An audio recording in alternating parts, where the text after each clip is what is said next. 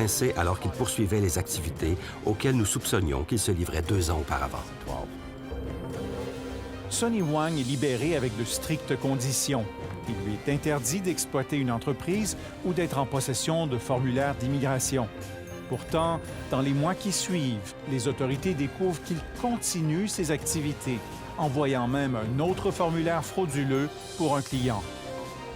Il est à nouveau arrêté, puis incarcéré. Sonny Wang plaide coupable à 15 chefs d'accusation de fraude et d'évasion fiscale. Il est condamné à plus de 900 000 $ d'amende et à 7 ans de prison. C'était une peine très importante et l'une des plus longues que nous ayons jamais vues au Canada pour un stratagème de fraude à l'immigration. N'importe qui travaille dans l'industrie sait qu'il y a des personnes qui font ce genre de choses, en particulier d'arriver au point où ils en étaient et que ça a pris tellement de dossiers avant qu'on s'en rende compte. C'est vraiment une indication de problème avec le système d'immigration. Des centaines de clients de Sonny Wang font face à l'expulsion du Canada. You thought perhaps you might be able to get away with lying to immigration. Yeah. La suite de notre enquête dans un instant.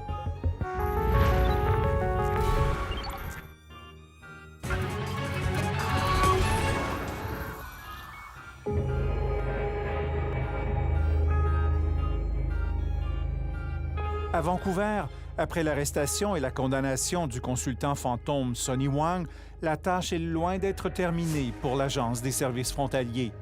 Ses clients aussi doivent répondre de leurs actes. Nous avons identifié plus de 1600 personnes. Nous avons enquêté sur chacune d'elles afin de déterminer si elles avaient fait des fausses déclarations aux autorités gouvernementales. Chaque semaine, des clients de Sonny Wang sont appelés à comparaître devant la Commission de l'immigration et du statut de réfugié. Ils font face à un renvoi du pays pour avoir fait de fausses déclarations aux autorités. Do you solemnly affirm that the testimony to be given by you today shall be the truth, the whole truth, and nothing but the truth? Normalement, les caméras ne sont pas permises ici. Pour obtenir cet accès, nous nous sommes engagés à brouiller l'image du représentant du gouvernement canadien et à ne pas identifier l'immigrante en cause. Nous la surnommerons Madame Bing. 首先我知道我犯下了的错误。